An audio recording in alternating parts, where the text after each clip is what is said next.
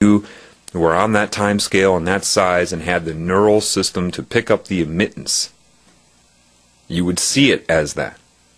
And they're demonstrating for you right there the consciousness of a molecule and an atom. Now your mind works the same way. Interference patterns of certain amounts out of phase, turning on, turning off. So what's the deal then? Well, if you have half of this consciousness that takes on one characteristic, regardless of how many different variances you have of it, they all match the other variances in the electron consciousness and as it relates to the nucleus. Half of that consciousness, the awareness to make decisions and change what it is, to interact with the other part of itself, the other part of the electrons, to interact. Half of an atom's consciousness, then, is there for it to perceive itself as I, the atom.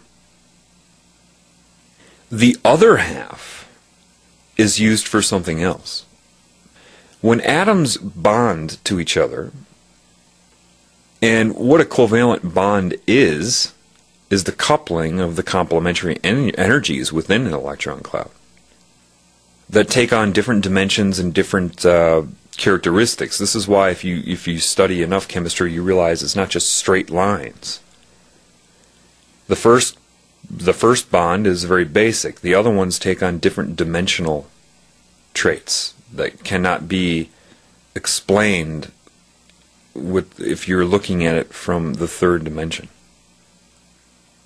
But say you have a group of atoms that come together to formulate a molecule. The part of them that are involved with bonding are used, because they're conscious, they complement each other and interfere with each other to create what's called a scalar jump.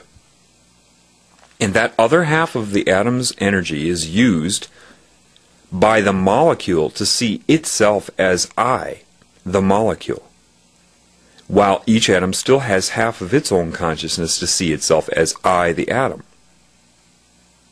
So it is both. It is a group of atoms that still see themselves as I, but part of something, and know it, but maintain their individuality.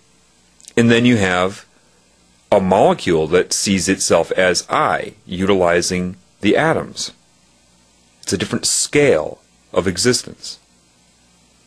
Then molecules can come together, because they're conscious, to formulate a tissue.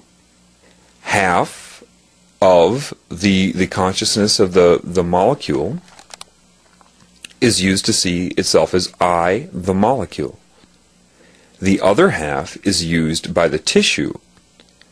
Every molecule in the tissue itself, half of its consciousness is used by that tissue to perceive itself as I, the tissue. And all the molecules see themselves as I, the molecules, understand that they are we, the molecules, being used willingly, of course, by the tissue, because they still have their own individuality. And the atoms within the molecules still perceive themselves as I, the atoms, but also we, the atoms, that are being used by the molecule to see itself as I, the molecule. They haven't lost any of their individuality, because only half is the individuality. That's would be that way whether they're connected or not. So there's no reason. It's so perfectly designed. There's no reason to say I don't want that. Well, you can go up from tissues to, say, structures like organs. Same thing. You have a field of energy you can't perceive around it because, well, we'll get to that. Half of the consciousness around the organ, the field around it, sees itself as I, the organ, utilizing everything below it the same way. Another scalar jump. Every time you go from atom to molecule, it's a jump in scale. Go from molecule to tissue, it's a jump in scale. Tissue to organ, jump in scale. Well, the next stop is I, the body. You are using half of the consciousness of all the main components of your body, which are using half of the consciousness of all the things that make them up, and down and down and down. You're using half of the consciousness of your body to see yourself as I.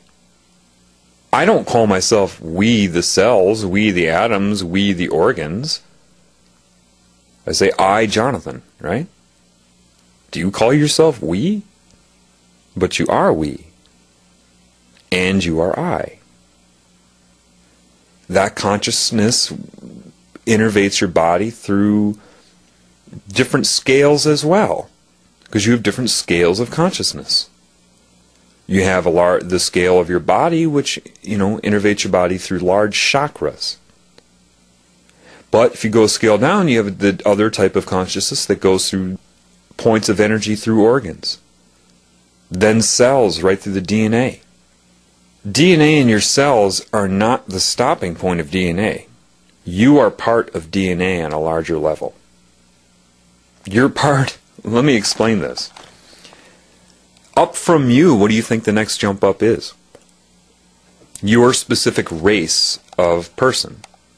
So it doesn't matter what race you are. This is why certain species have, quote, the same frequency. Just like organs will have the same frequency. So you go up to your race. And you have a consciousness that says, I, this race. Utilizing half of each person involved in that race, half of their consciousness to do so. Then you go up from there, you have the human race. All the races combined. And half of the consciousness of all the races are used by the human race to see itself as I, the human race. Well, each race has its own identity, and then each person in the race has their own identity, and each organ within that person has its own identity, and down and down and down. You go up from there, and you have Earth with all the life forms on Earth.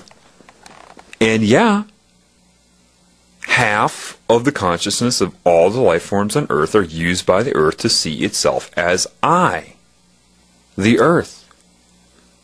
When you go up from there, you have a solar system. The sun would be like a proton, and there is dark energy around the sun you can't see. Why? Because your eyes are part of the center energy, the part that's inside. So it's interacting with the wavelengths of energy that correlate to that. Protons, sun, light. This is why they would say in a song, blinded by the light. We'll get to that. And granted, this is all just on this wavelength. This bandwidth of existence that you're in. This is not... I'm just using an example of the bandwidth of existence that you can see. So what's around the sun is dark energy. That's what's keeping it in. That's what's surrounding the sun.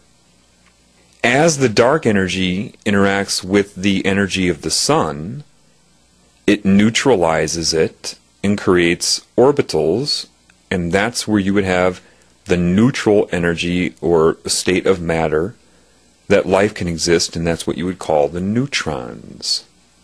Neutrons are only the interaction between these two types of energies. The outward male, which is sun, again, same properties. That's why now you understand the Illuminati where they worship the sun, right? And they also worship the male phallus. Well, it's the same thing. It's the male energy. When they collide, you have that neutral point in between. If you go up to a galaxy, then all of the solar bodies in the galaxy would be the part of the, that dense cluster of solar bodies inside. It'd be like the proton. And then you have dark energy around the galaxy. Now you can look up a dark energy map, and what you're going to find is that it only surrounds galaxies and connects all the galaxies together. Just like electron energy connects all the atoms together to create molecules. You can't go from galaxy to galaxy unless you follow the path of the dark energy that connects them. But since it's all confluent and all one consciousness, then yes, if you